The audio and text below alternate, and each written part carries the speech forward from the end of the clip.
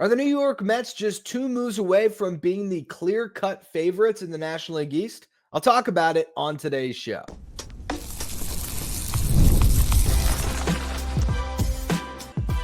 You are Locked On Mets, your daily New York Mets podcast. Part of the Locked On Podcast Network, your team every day. Hello to all you amazing Mets fans. You're watching Locked On Mets, part of the Locked On Podcast Network, your team every day. I'm your host, Ryan Finkelstein. If you want to find any of my work, follow me on X at Finkelstein Ryan. You can also find some of my writing at justbaseball.com, where I work as the managing editor. Super Bowl 59 is here, and there's no better way to make every play more exciting than with FanDuel Sportsbook. New customers can bet just $5, and if you win, you'll score $200 in bonus bets. Download the app or head to FanDuel.com to get started. Today, there's been a lot of rumors and speculation surrounding the Mets' most recent plans in free agency or in the trade market. Where could they go next? There's 2 star players that could be heading to Queens. One of them we've been talking about a lot in Pete Alonso. The other, a trade maybe for Dylan Cease. Now, starting with Alonso, I think there's some rumors that might suggest that a deal is getting close. For one, the Blue Jays just signed Max Scherzer. They've already spent some more money. There's even been some more reporting that says that there's talks progressing with Vladdy on an extension. And Jim Bowden threw some cold water on the idea that the Blue Jays would sign Pete Alonso, where he basically said the price point, it just doesn't make sense. The Blue Jays are going to get in on Pete. But he also said due to the CBA, the Blue Jays can't come out and say, oh, no, we're not in. They're not allowed to suppress a player's market. So it's funny, Boris can throw all these teams out there, but the teams can't really say, no, we are not in. So with that, with the fact that John Heyman threw another random team out there, oh, the Reds might be in on Pete Alonso. And I'll tell you what, if there is one team I want Pete to sign with that's not the Mets, give me 162 games of Pete Alonso in Great American Small Park. I would love to see how many home runs he could hit. I think he might push for 60 in that ballpark. Jeimer Candelario had a horrible season last year, and he popped 20. Look at the home road splits. 15 of those 20 home runs came in Cincy. So I do think that's a fun idea, but there was also reportedly a potential trade with the White Sox and the Reds for Luis Robert, and the talks broke down over players and money. So if they weren't willing to pay Robert's salary, are they really going to pay enough to outbid the Mets on Pete? I don't think so.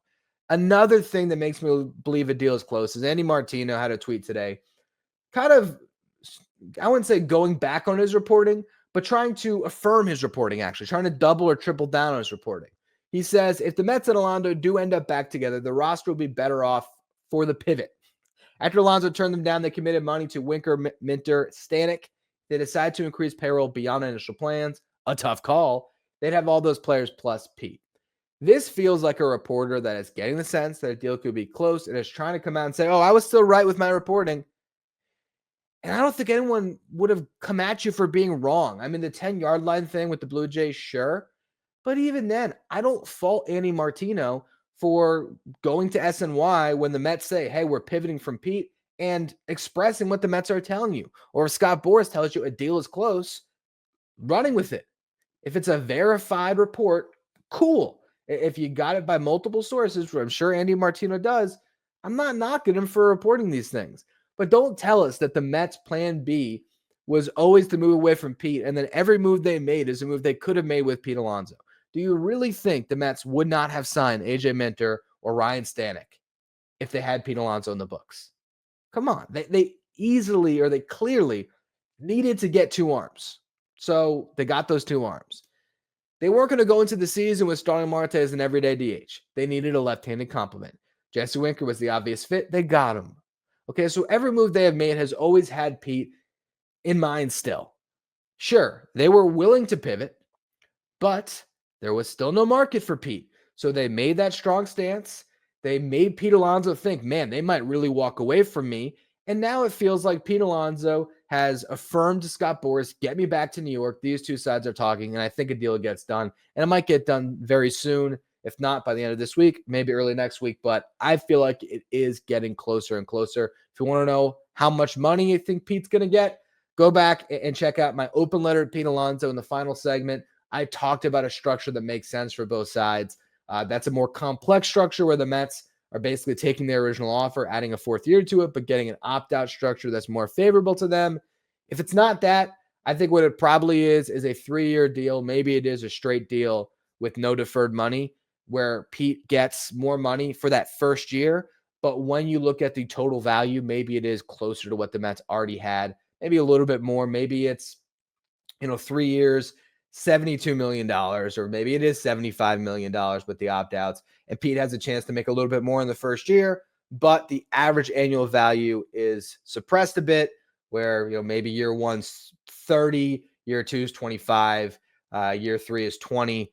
And so if he stays, it's still 75 million. The average annual value is 25 million, but Pete Alonso gets a chance to make more in that first year, hit the market. And when you put together what he makes in the first year with what he makes in free agency after this year, if he does opt out, he could get closer to what he was originally hoping for. That's where I think this ends. But the bottom line through all this is if the Mets sign Pete Alonso, they're going to have a really good lineup. And is that lineup the best in the National League East? Let's look at the 3 teams. And that's with all due respect to a Nationals team that is much improved, but I think they're still a year away, if not a year away from being a year away. So we're going to focus in on the 3 teams that are really vying for playoff contention. You got the Mets, you got the Phillies, you got the Braves. Who would have the best lineup if the Mets get Pete Alonso back? Let's talk about the first 5 in the lineup. Lindor, Soto, Alonso, Vientos, Nimmo. It's a pretty good 1 through 5. You look at the Phillies, Schwarber, Turner, Harper, Castellanos, Bohm. I am sorry. Phillies are not even in the Mets league. Now, does the back half of the lineup help the Phillies? You got Max Kepler, you got JT Realmuto, you got Brandon Marsh, you got Bryson Stott. Could that group of 4, and it probably is a Marsh platoon with, do they still have Pache? If not Pache, Rojas. But regardless, I mean, there's a world where Bohm has a really good year. Kepler bounces back. Stott bounces back, and that 4 could outperform the Mets' bottom 4 of Francisco Alvarez, Jesse Winker, and Starling Marte in a platoon, Jeff McNeil, and Jose Suri. But I'd still take the Mets' bottom 4. So I think it's pretty clear cut. The Mets have a better lineup if they sign Pete Alonso. I'd even go out on a limb and say the Mets have a better lineup without Pete Alonso still, because I'm taking Lindor and Soto over Harper and Turner, and I'm taking Lindor, Soto, and Vientos over Schwarber, over Schwarber, Turner, and Harper, and then, Nimmo over Castellanos, go down the line. I think the Phillies lineup, while still obviously good and in that ballpark, they can do big things, and Bryce Harper still is an incredible hitter, I think the Mets clear them pretty easily. Now, when we talk about pitching in the next segment, that's where the Phillies have something to say. So the question then is, with Alonso, do the Mets have a better lineup than the Braves? I think without him, they clearly do not. The Braves are going to have Michael Harris II, Jurickson Profar, Austin Riley, Matt Olson, Marcell Ozuna as their 1 through 5. That's dangerous. That is dangerous. Profar really lengthens this lineup. A guy that got on base at a 380 clip last year. Michael Harris has a potential that he hasn't reached yet in the big leagues, where I think he can really be a 25-30 guy. I really think so. He has the speed, the athleticism. He's an incredible defender. That's a nice pair of spark plugs. And then when you get to the meat of Riley, Olson, and Ozuna, that's tough to beat. That's a really good lineup. The Mets, their 5, Lindor, Soto, Alonso, Vientos, and Nimmo, I think it can really contend with that group, but it's close. And then you get to the back half of these lineups. Ozzie Albies clears any other hitter the Mets have. His health is a question, though. He really has not been available too much. There are years, I think he had a really healthy season in 2023, if I'm not mistaken. But I think 2 of the last 3 years, it's less than 100 games. That's off the top of my head, but I'm pretty sure I'm right about that. And last year definitely was an injury-plagued year. So a big question there. And also we're forgetting, too, as I'm looking through the lineup that I put forth here, I'm not even accounting for Ronald Acuña Jr. So this is just the Braves lineup before you added Acuña, which should happen some point early in the season. Beyond that, you got Sean Murphy, Jared Kelenic, Brian De La Cruz as a platoon, likely, and then you have Orlando Arcia. The Braves lineup is better than the Mets.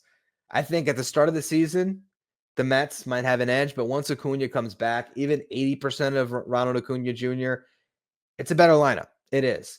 But I think the Mets are close enough. And a couple things that can happen that can change it. Francisco Alvarez can have a breakout season offensively and far exceed the production the Braves are getting from their catchers, whether it be just Sean Murphy or if Drake Baldwin, their top prospect, comes up and ends up getting a decent sized role. The Winker Marte platoon, like that could be a much better offensive contributor than the Kelenic De La Cruz platoon. But then again, that can go away. Those guys become bench pieces when Acuña comes back. Is there a world where that platoon outperforms Jerks and Profar if he falls off? Maybe, but also not likely. And then, could Jeff McNeil contend at all with Ozzie Albies? I don't really think so, but could he be a better version of himself and make the Mets lineup that much better where it's close? Yes. And then you have the Siri, Orlando Arcia position in both of these lineups, which is just defensive first guys. Ultimately, the Mets could have a better lineup than the Braves if their top five is just incredible.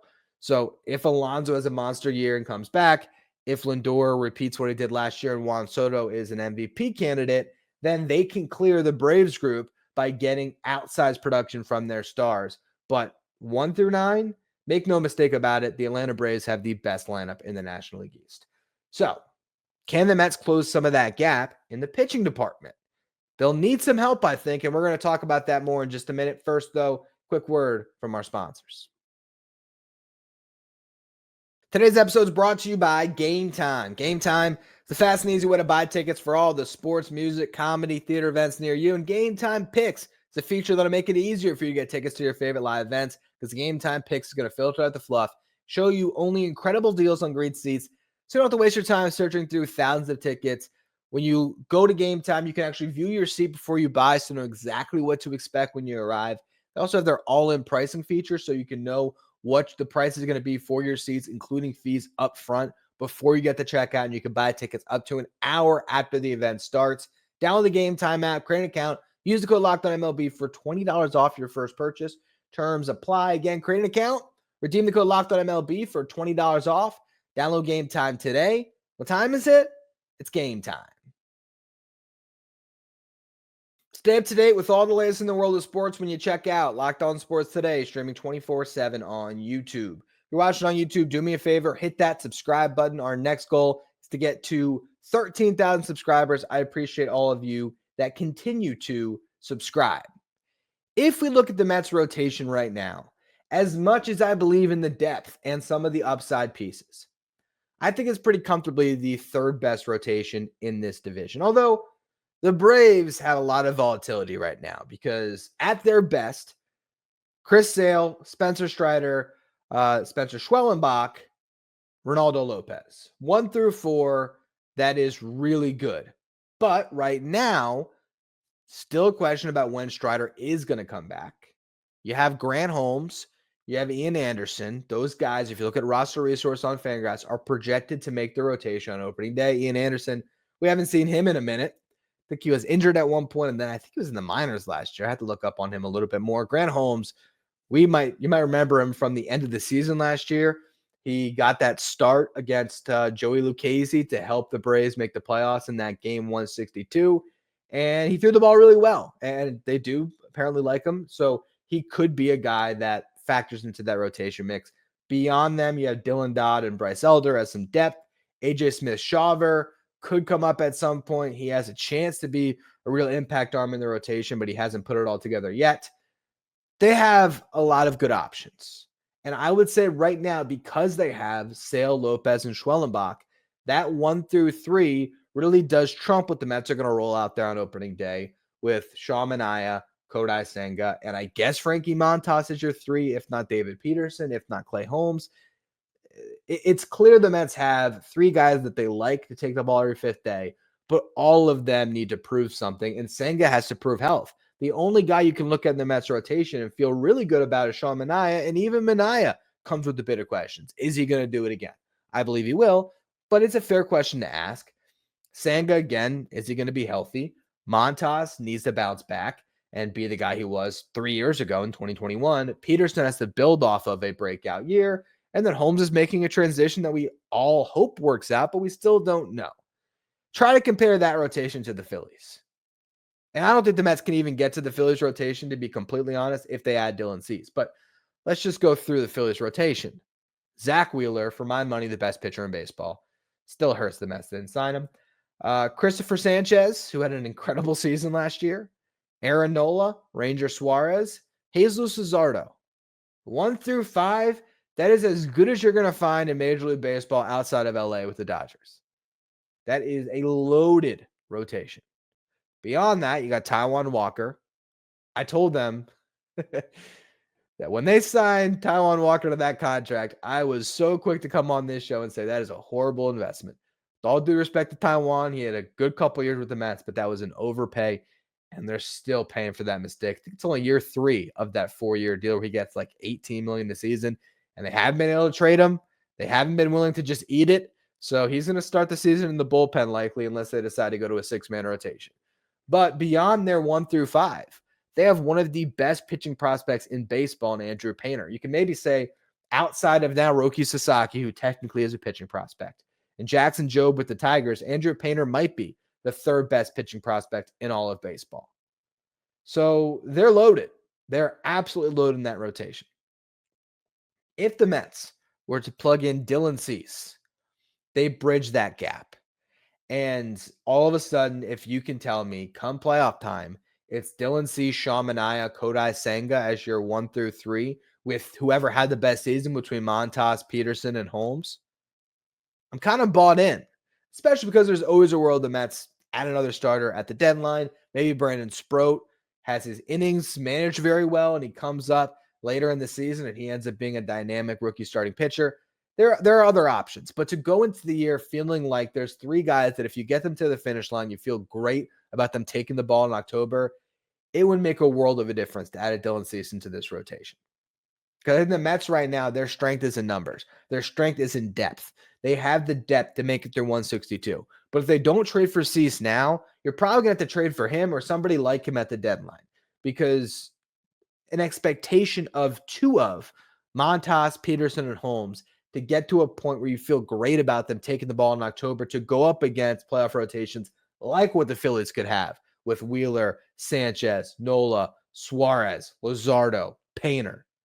The Braves could have Sale, Strider, Schwellenbach, Lopez. You really could use that ace. And Dylan Cease is on the market. And as we talked about a little bit on yesterday's show, the Mets line up pretty well to try to get him.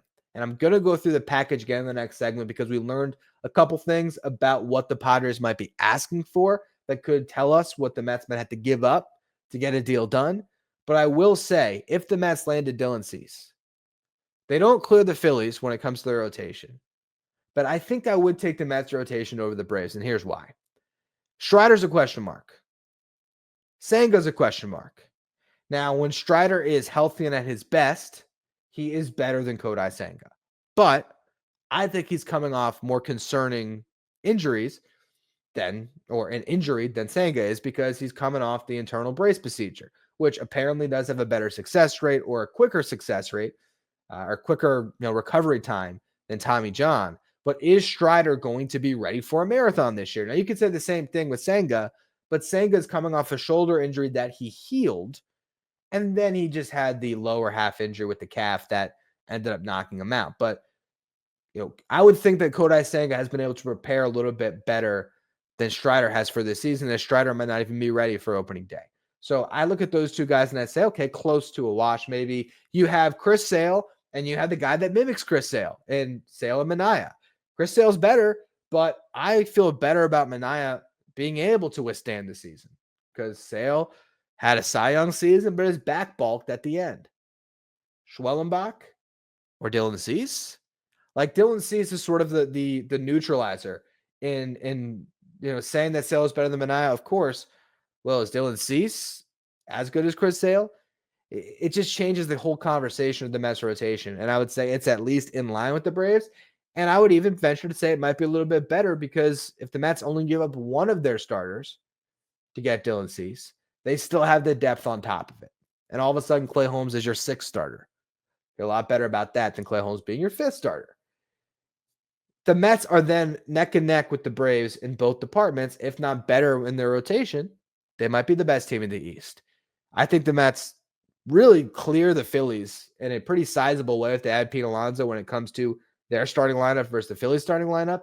The rotation, the Phillies cleared the Mets. But if you bridge that gap, yes, I think if the Mets go out and they sign Pete Alonso and they trade for Dylan Cease, they enter the season as the clear-cut favorites to win the National League East. So, can they pull off those moves? We've talked a lot about the Alonso side of it. It feels like that might happen. But trading for Dylan Cease is a whole nother animal. What is the package? I'm going to go through that a little bit more in the next segment. First, though, another word from our sponsors. Today's episode is brought to you by FanDuel. Super Bowl 59 is here. One game, two teams, endless possibilities. And there's no better way to make every play more exciting than with FanDuel Sportsbook. Whether it's predicting the first touchdown, calling the MVP, or even betting on the coin toss, FanDuel makes it easy to get in on the action with live betting all game long. You can adjust your bets as the game unfolds and feel the thrill from the kickoff to the final whistle. The live betting feature lets you stay involved no matter what happens on the field, and the app is super easy to navigate. Plus, knowing that you can place a $5 bet and potentially win $200 in bonus bets for the Super Bowl, that's icing on the cake. Download the app or head to FanDuel.com to get started. Bet just $5, and if you win, you'll score $200 in bonus bets. That's FanDuel.com. Bet with FanDuel, official partner of Super Bowl 59. If you're an everyday listener to the show, make sure you become a Locked On Mets insider. This is our texting service where you get updates from me anytime news breaks in the Mets. You can ask me questions anytime. You can also take part in our Locked On Mets sign photo giveaways. If you want to be a Locked On Mets insider, find the link in the episode description. Go to subtext.com/LockedOnMets. So let's talk a little bit about the Dylan Cease trade and a report that came out today that gives us some insight on what they are asking for. It was reported that for a trade between the Cubs and the Padres, the ask would have been Matt Shaw plus more. Now, who is Matt Shaw if you're not aware? Matt Shaw, pretty much a consensus top 50 prospect in baseball, a prospect where the bat at this point feels so can't miss that they were comfortable trading Isaac Paredes to get Kyle Tucker, knowing that that would open up a spot for Matt Shaw to start. Before they traded Paredes to the Astros, Nico Horner was on the block with the idea that Matt Shaw would be their opening day second baseman. So the Cubs are clearly factoring in Matt Shaw into their plans, and rightfully so. He had an 841 OPS in AA last year, then in AAA had a 929 OPS. They believe in the bat. And the Padres are looking at Shaw and saying, well, he can be our second baseman. Why not? But the Cubs nixed it. It gets out, likely from the Cubs side, as a way to tell their fan base, we asked on Cease, but they wanted Shaw. So we couldn't do it. And if that's the case, and the other prospect in a loaded farm system, by the way, in Chicago, couldn't get it done, what that tells me is the Cubs don't have another MLB-ready top prospect that the Padres can count on to help them win this year. That is what they want. They want to get an everyday player out of this deal that is ideally a top prospect. How do you get to that framework? Well, last year, there was an ace that was traded around this time of year. That was Corbin Burns. Went from the Brewers to the Orioles. What was the ask? Joey Ortiz, DL Hall, and a comp pick. So, what was that package? If you don't know those names, well, Joey Ortiz, did he get the All-Star or did he just threaten? Because he had an incredible first half with the Brewers. He was a plug-and-play guy. And if you're thinking, well, okay, Joey Ortiz was that. What was, like in comparison to Luisangel Acuña? How do we look at Joey Ortiz? Joey Ortiz in AAA before the deal in 2023, he hit 321, 378 on base, 507 slug, had an 885 OPS. Acuña's numbers, 258 average, 299 on base, 355 slug, 654 OPS. So Joey Ortiz in his last year in AAA before getting traded out OPS Luisangel Acuña by 221 points. So for any fans that hear me mention in a second a package that includes Acuña and says, no way can you give that up for a rental, I'm sorry. You got to give to get. So if you want Dylan Cease, if you want to go into this season as the clear-cut favorite in the National League East, you got to give up a player that hurts a little bit. What else was in that package? DL Hall, who already showed that he could be a really nasty reliever, if nothing else, with upside to still start. And the Brewers tried him as a starting pitcher. It didn't quite work. I imagine they still try him as a starter this year. He was an arm with control. And then a comp pick, which is not nothing. I mean, if you're talking about a prospect in the 10 to 15 range in your farm system, a comp pick makes sense. Now, Zach Scott, mixing up some former Mets ties.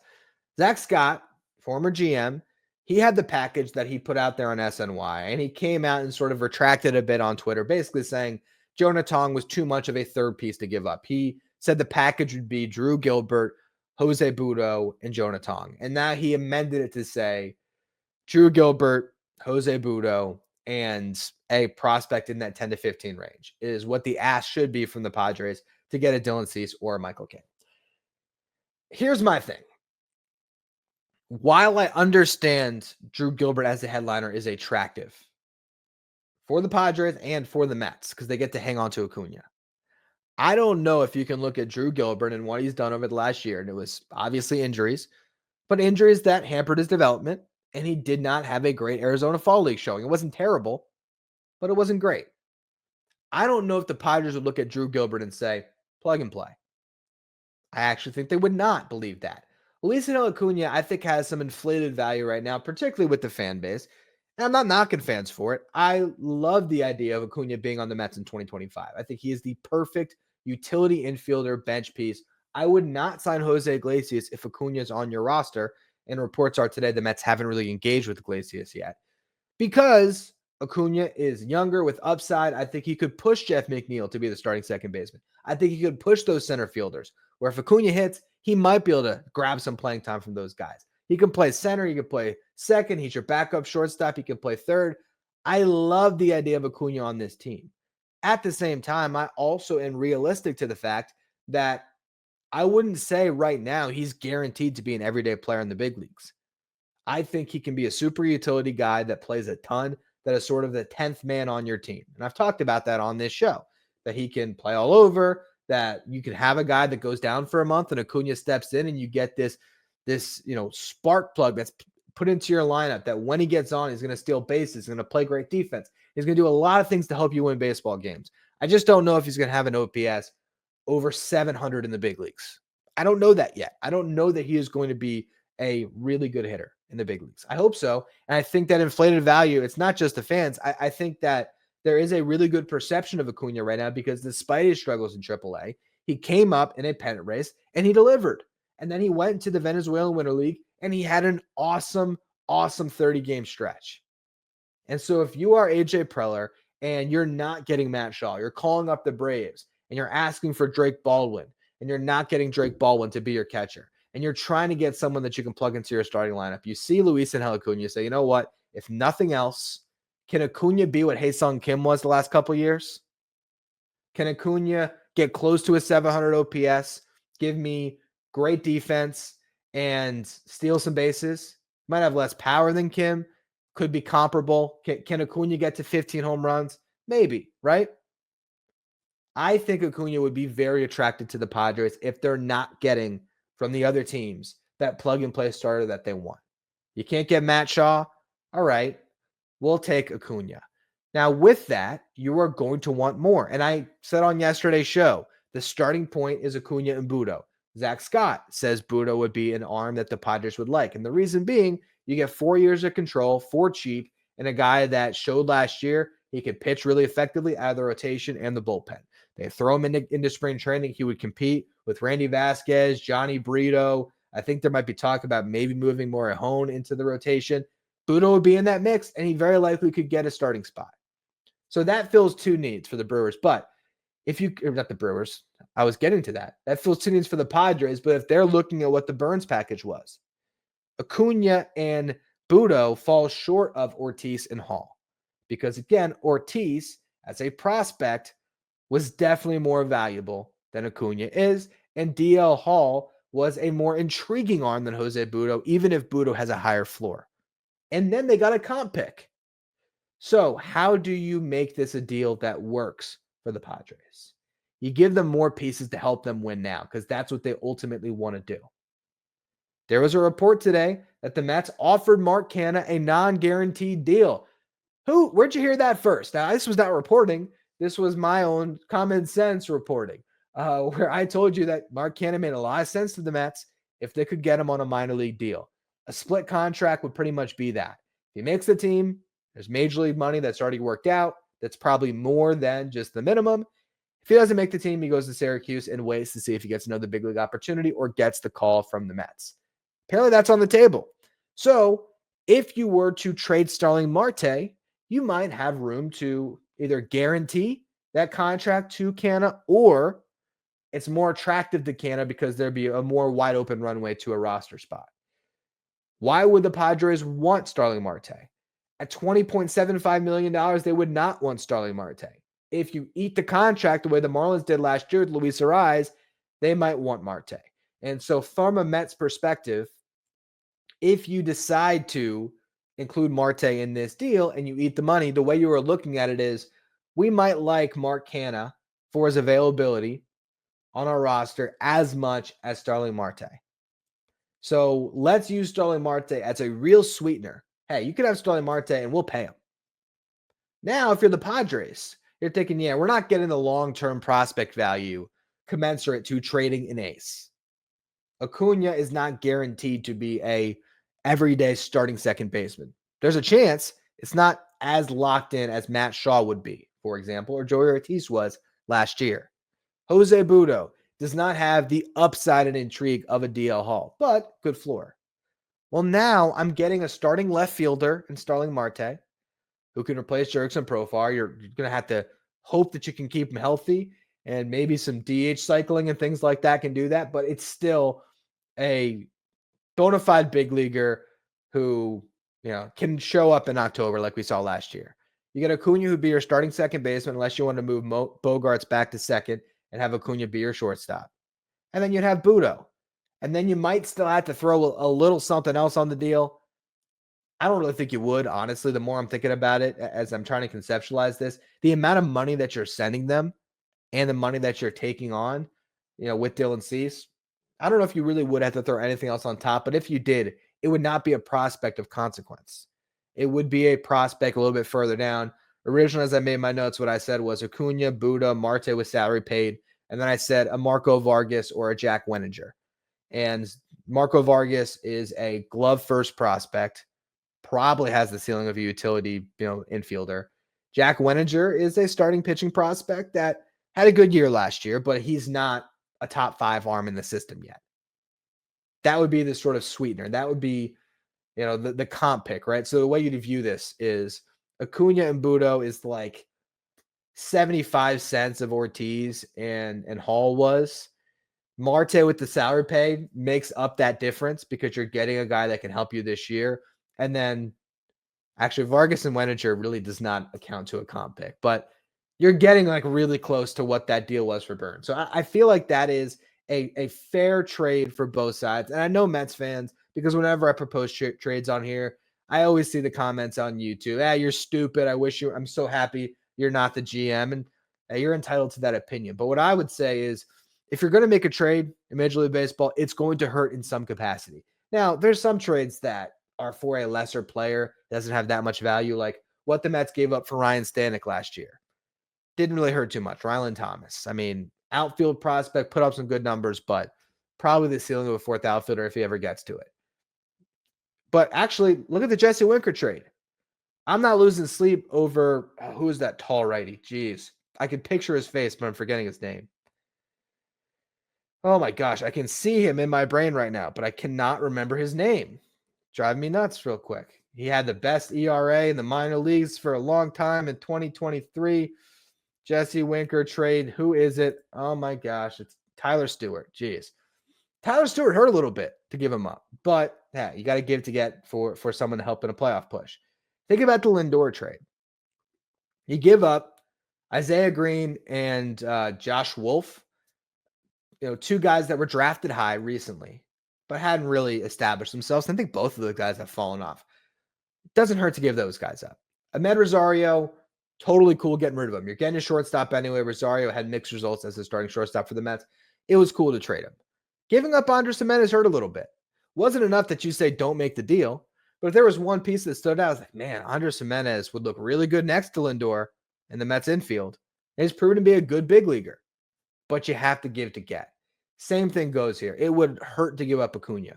Acuña missing from your bench this year makes you a little bit worse. But the difference between a utility infielder on your bench who has a chance to be your starting second baseman to your ace, for 2025, there's no doubt who is more valuable. And yes, you're giving up on the future of Acuña, but you're keeping the future of Jet Williams. And that's the trade-off. And then the Mets can go out and they could sign Iglesias, bring in Canna. You got a veteran team. You got a bench of whoever's not starting in center between Tyrone Taylor and Jose Siri, Mark Canna and Jesse Winker and a DH platoon. And Iglesias could factor into that a little bit as well, to be honest. Whether it's actually him or if it's him, playing some third base and Vientos gets a day or Alonso gets a day as a DH, they could move that around. That's a really good team. That's the team I want to see the Mets going to 2025 with. So we'll see if they make, technically, I guess I said it was 2 moves. It's kind of 4. It's re-sign Alonso. It's trade for Cease. And then at that point, if you give up Marte, you bring on Canna. If you give up Acuña in the deal, you bring on Iglesias. If you can get the deal done without giving up Acuña, you keep Marte in it, well then whatever prospect return you forfeited, if you kept your MLB roster intact, then really it would only be those 2 moves. Cease and Alonso makes the New York Mets the best team in the National League East. That's why I love it they did it, but I also understand the drawbacks to trading for Cease, so I can hear both sides of that argument. I can't hear any sides of an argument where the Mets are better without Pete Alonso, and we'll see if that happens soon. Anyway, that's going to be all for today's edition of Locked On Mets. Thank you all for tuning into the show. Make sure you follow, rate, and review wherever you get your podcasts. If you are watching on YouTube, hit that subscribe button. Help us get to our next goal of 13,000 subscribers. If you want to follow me on social media, you can do so at Finkelstein Ryan. Follow the show at Locked On Mets.